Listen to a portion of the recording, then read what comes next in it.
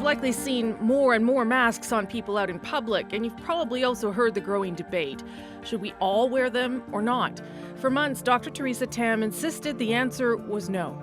Putting a mask on an asymptomatic person is not beneficial, obviously, if you're not infected. Saying they didn't work and they might even be counterproductive. But as countries in Asia, Europe, even the United States recommended, even ordered masks to stop the spread of COVID-19, those mixed messages had Canadians question whether wearing something was better than nothing. And the public health advice changed. Wearing a non-medical mask, even if you have no symptoms, is an additional measure that you can take to protect others around you.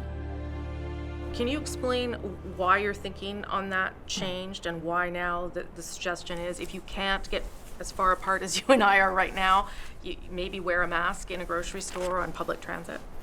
I think what came online was actually more evidence that asymptomatic people, there's more of them than we knew of before. Mm-hmm. We didn't know how efficient they spread, but that's still an evolving knowledge.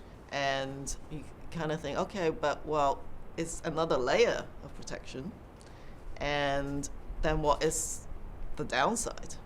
I've always said that there's a lot of unknowns to an evolving situation, and that I think is a very reasonable way to change advice as we know more, which is always a very difficult thing for maybe the public to understand, but we got to do it. Mm-hmm. And there may be yet another change in our recommendations.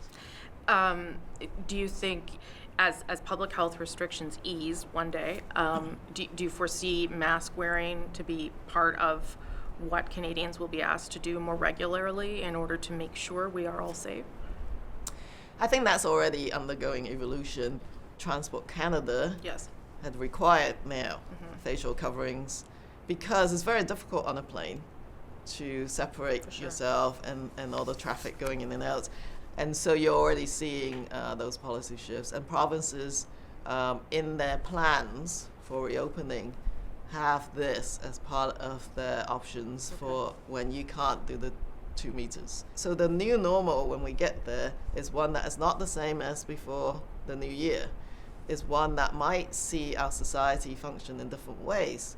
And how we actually maintain some sort of physical distance at the same time as certain businesses begin to open and workplaces readjust to the new normal. I think it will have some profound changes in society, including maybe our acceptance in people wearing masks.